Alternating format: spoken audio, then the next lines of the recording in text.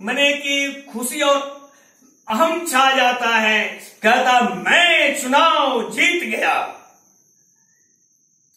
उसको आप भगवान का मोह में वो ग्रसित हो गया। वो कैसे चुनाव भगवान जी जीत गया? जिताने वाले कोई और है, तुमको हम कैसे हो गया कि मैं रवि कुमार भार्गव हूं?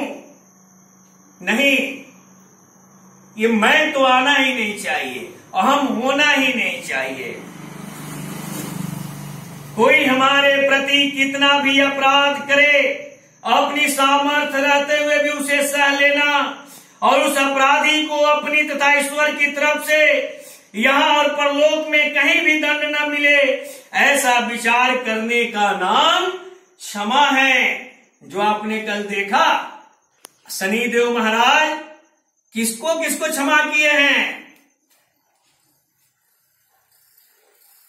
आप राजा चंद्रसेन को देखे, उनको राज मुकुट पहनाकर उनसे क्षमा मांगे हैं। आपको के क्षमा मांगा? चंद्रसेन से किसने क्षमा मांगा? विक्रमादित्य ने क्षमा मांगा। जबकि चंद्रसेन पर वो जीत हासिल कर लिए थे और चंद्रसेन भी शनि भक्त थे। सत्यम, सत्य स्वरूप परमात्मा की प्राप्ति के लिए सत्य भाषण करना, अर्थात जैसा सुना, देखा और समझा है उसी के अनुसार अपने स्वार्थ और अभिमान का त्याग करके दूसरों के हित के लिए न ज्यादा न कम, वैसा का वैसा कह देने का नाम सत्य है। जैसे अभी यहां श्रीमद् भागवत गीता हो रहा है, कोई आपसे पूछेगा भाई वहां क्या हो रहा था, तो श्रीमद् भागवत गीता का सत्संग चल रहा था। दम सम परमात्म प्राप्ति का उद्देश्य रखते हुए इंद्रियों को अपने अपने विषयों से हटाकर अपने बस में करने का नाम दम है, और मन को सांसारिक भोगों के चिंतन से हटाने का नाम सम है। सुखम दुखम, शरीर मन इंद्रियों के अनुकूल परिस्थिति के प्राप्त होने पर हृदय में जो प्रसन्नता होती है उसका नाम सुख है, और प्रतिकूल परिस्थिति के प्राप्त होने पर हृदय में जो व्याकुलता अप्रसन्नता होती है उसी का नाम दुख है।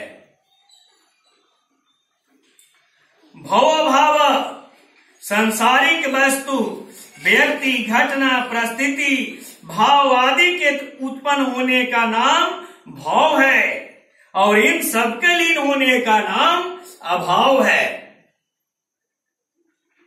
भयम चाभ्यमेव च, अपने आचरण, भाववादी शास्त्र और लोक मर्यादा के विरुद्ध होने से अंतःकरण में अपना निष्ठ होने की जो एक आशंका होती है उसको भय कहते हैं। मनुष्य के आचरण भाव आदि अच्छे हैं, वह किसी को कष्ट नहीं पहुंचाता, शास्त्र और संतों के सिद्धांत से विरुद्ध कोई आचरण नहीं करता, तो उसके हृदय में अपना निष्ठ होने की आशंका नहीं रहती, अर्थात उसको किसी से भय नहीं होता, इसी को अभय कहते हैं। इसका अर्थ समझे? आप पूजा पाठ करते हैं, आप झूठ नहीं बोलते हैं, आप किसी का हित नहीं सोचते हैं, तो आपको भय किस बात की रहेगी? आपको किसी प्रकार की भय नहीं रहेगी। आप करेंगे चोरी, आप बोलेंगे झूठ, आप किसी को ठगेंगे, तो आपको बराबर भय ग्रसा रहेगा कि अगर मैं बाहर निकलता हूं तो मुझे यह भय ग्रस लेगा। आप बनावटी बातों से लोगों को कितना देर खुश रख सकते हैं? इसलिए सत्य को अपनाना ही मनुष्य का अंतिम लक्ष्य होता है। अहिंसा, अपने तन मन और वचन से किसी भी देश काल परिस्थिति आदि में किसी भी प्राणी को किंचित मात्र भी दुख न देने का नाम अहिंसा है। समता, तरह तरह के अनुकूल और प्रतिकूल वस्तु, व्यक्ति, घटना, परिस्थिति आदि के प्राप्त होने पर भी अपने अंतःकरण में कोई विषमता न आने का नाम ही समता है। तुष्टि, आवश्यकता ज्यादा रहने पर भी कम मिले उसमें संतोष करना तथा और मिले ऐसी इच्छा का न रहना ही तुष्टि कहलाता है मानव के अंदर। तात्पर्य है कि मिले अथवा न मिले, कम मिले अथवा ज्यादा मिले आदि हर हालत में प्रसन्न रहना ही तुष्टि का रूप है। ये नहीं कि हमको लड्डू एगो मिला, इनको दूगो मिला, ओ हमको क्यों नहीं मिला। यह तुष्टि नहीं, ये असंतुष्टि है और वो मानव का कभी पेट भर नहीं सकता। तब अपने कर्तव्य का पालन करते हुए जो कुछ कष्ट आ जाए, प्रतिकूल परिस्थिति आ जाए, उन सबको प्रसन्नता पूर्वक सहने का नाम ही तप है। एकादशी व्रत आदि करने का नाम भी तप है। दानम, प्रत्युपकार और फल की किंचित मात्र भी इच्छा न रहकर प्रसन्नता पूर्वक अपनी शुद्ध कमाई का हिस्सा सत्पात्र को देने का नाम दान है। यशो यशा, मनुष्य के अच्छे आचरणों, भावों और गुणों को लेकर संसार में जो नाम की प्रसिद्धि, प्रशंसा आदि होते हैं उनका नाम यश है।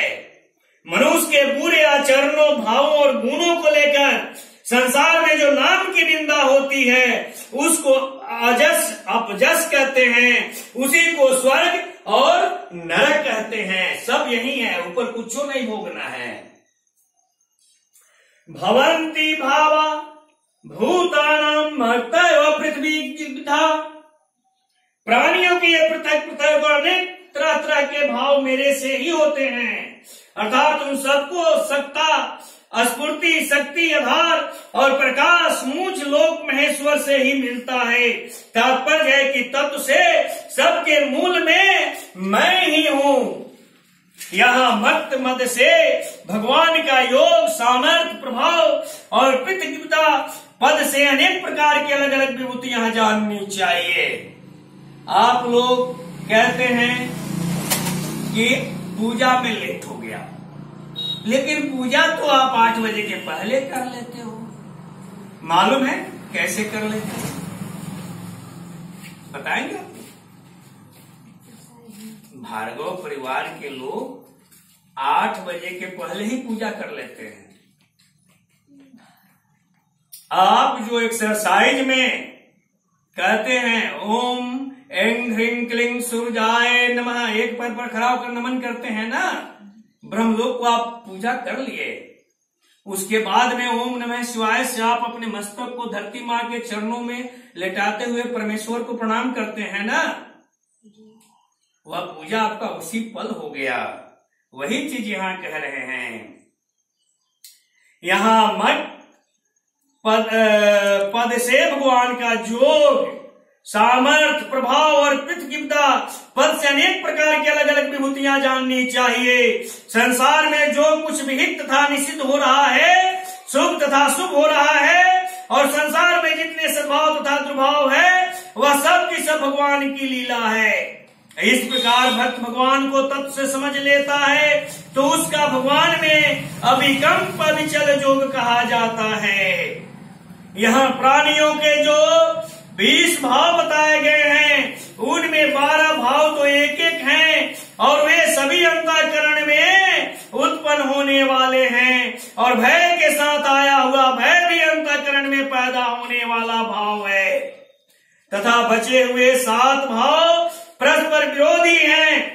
उनमें से भवा भाव, यश और अयश, ये 4 तो प्राणियों के पूर्वकृत कर्मों के फल हैं, और सुख दुख तथा भय ये 3 मूर्खता के फल हैं। इस मूर्खता को मनुष्य मिटा सकता है। यहाँ प्राणियों के 20 भावों को अपने से पैदा हुए और अपनी अपनी विभूति बताने में भगवान का तात्पर्य है कि ये 20 भाव तो पृथक पृथक हैं, पर इन सब भावों